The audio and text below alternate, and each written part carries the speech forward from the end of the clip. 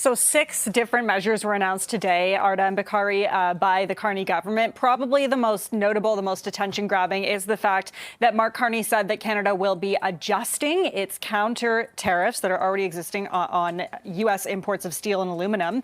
Depending on what happens with these trade negotiations, as we know, Donald Trump and Mark Carney are in intense negotiations on trade, and they've given themselves a 30-day deadline to get those negotiations done. So we will know on July 21st whether Canada will be raising counter tariffs or even lowering them. And Mark Carney said today that it all depends on how these negotiations go. So really putting this in Donald Trump's court to make some kind of agreement that works for Canada. Also announced today, some of the other measures is a quota on foreign steel and as well 2 task forces. So one for steel and one for aluminum. And they will be assigned to monitor trade and make sure things are going as planned. Now, Prime Minister Mark Carney made it clear today that he is really standing strong in those negotiations with the U.S. that I was just mentioning. Again, there's a 30-day deadline, but Mark Carney said that things have to really go well for Canada to see any kind of improvement here. Take a listen.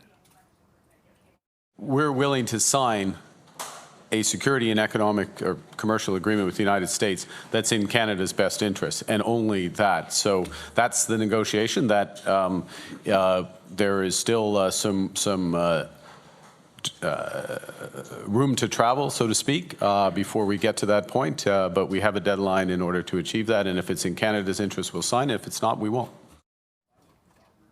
Also, in these measures that was announced today, the government will be reviewing its remission framework for Canada auto manufacturing to make better use of Canadian steel and aluminum in Canadian-made products. So all of the measures today are really centered around supporting the steel and aluminum industry within Canada. And we spoke to CTV political commentator Tom Mulcair, who says he believes this is really well played by Canada.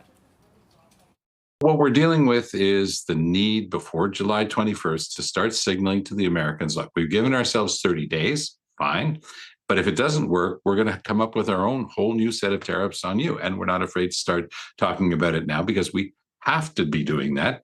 Otherwise, the Americans will say that it was a bad faith negotiation. We're not threatening anyone.